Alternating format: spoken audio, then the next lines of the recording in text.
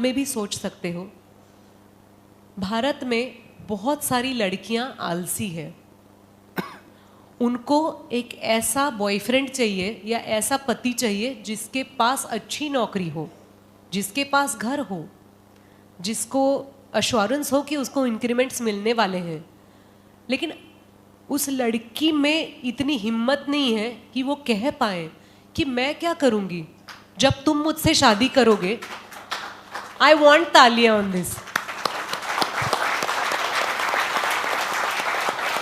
मैं आप सभी को अपील करना चाहती हूँ, प्लीज़ बैठिए मंजू, आप सभी को आह्वान करना चाहती हूँ कि आप आपके घर में ऐसी लड़कियाँ, ऐसी स्त्री निर्माण कीजिए जो एबल है, जो अपने आप के लिए कमा पाए, जो कह पाए कि हाँ हमें घर में नया फ्रिज लेना है ना, आधे पैसे तुम दो आधे पैसे मैं दूंगी।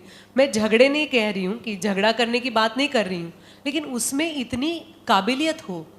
क्योंकि मुझे बिल्कुल अच्छा नहीं, मेरी एक दूर की दोस्त है, मैं डिटेल्स नहीं बताऊंगी, लेकिन वो लड़का ढूंढ रही थी शादी के लिए। उसने मुझे कहा कि 50,000 के नीचे तो नौकरी चाहिए ही नहीं, और अच्छा होगा कि वो अलग रहता होगा, किसको चाहिए सास ससुर की झंझट, और उसके पास 4 व्हीलर तो होनी ही चाहिए। मैंने कहा तुम कोई मॉल में आई हो, तुम्हें एक इंसान चाहिए कि कोई ऑफर्स चाहिए? It is so humiliating.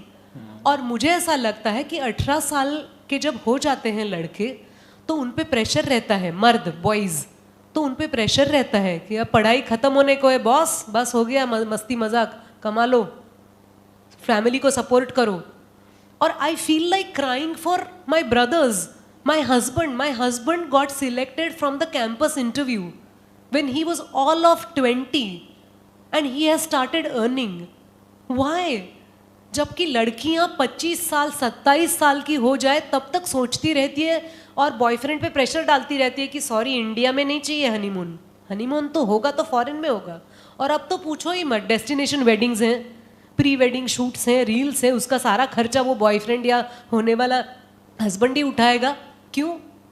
अगर आपको ये सब ऐशो आराम की जिंदगी चाहिए तो आप क्या कमाओगी?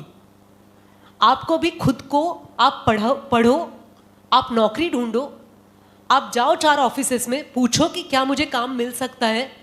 ये नहीं होता। और लड़कियां ये बोलती है कि तुमने मेरी तरफ ऐसे क्यों देखा। ये थोड़े ना हक होता है। आपको अप्रिसिएशन भी नहीं चाहिए। आपको किसी ने आपको अच्छा बोला तो आप HR को रिपोर्ट करोगे, पता है उन्होंने कहा कि ऐसे कपड़े क्यों पहने। अरे बात तो सुन लो, इतनी क्यों एज पे रहती हो? मैं परसेंटेज की बात नहीं कर रही हूँ, not all the women are like that, but this aggression, this demanding nature is growing quite a lot, wherein I feel that we have to just look at the situation with a certain amount of humbleness and equality, that you also owe something to the family. Bills भरना सिर्फ आपके husband का काम नहीं है। आप बोलो ना कभी कि तुम छोड़ो यार, अगले 6 महीने तुम्हें छुट्टी है, देखो क्या स्माइल मिलती है। और मुझे I feel really proud to say that I really care for all the men in my life, be it anyone. I care for them because the amount of trust we exchange, मुझे लगता है कि सिर्फ खाना, मुझे तो बहुत अच्छा लगता है खाना बनाना। मैं कभी कभी जब एक्सप्रेस नहीं कर पाती हूँ अपनी इमोशन को तो कुछ बना लेती हूँ। मैं एक बहुत 4-5 मेरी फेवरेट डिशेस है वो बना लेती हूँ और वो मैं दे देती हूँ। मुझे लगता है वो मेरी तरफ से सबसे बड़ा प्यार होता है। लेकिन खाना बनाने से आगे और भी चीज़ें होती है जो आप अपनी फैमिली को, अपने पार्टनर को ऑफर कर सकती हैं। तो मुझे लगता है आज ज़रूरत है उन सारे महिलाओं की जो ये कह पाएँ कि परसेंटेज हमें आरक्षण में इतना मिला है, वो अलग बात है, वो सरकार की जिम्मेदारी है और गवर्नमेंट अपनी जिम्मेदारी अपने तरफ से निभा रही है।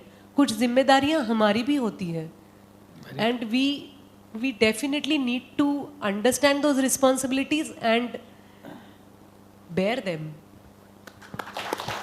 Well done. So the last question ma'am, एक मंत्रा जो हम सब के लिए बहुत अच्छा हो जाए, आपकी लाइफ का कौन सा मंत्र है जो आपको हर जगह पे पॉजिटिव रखता है?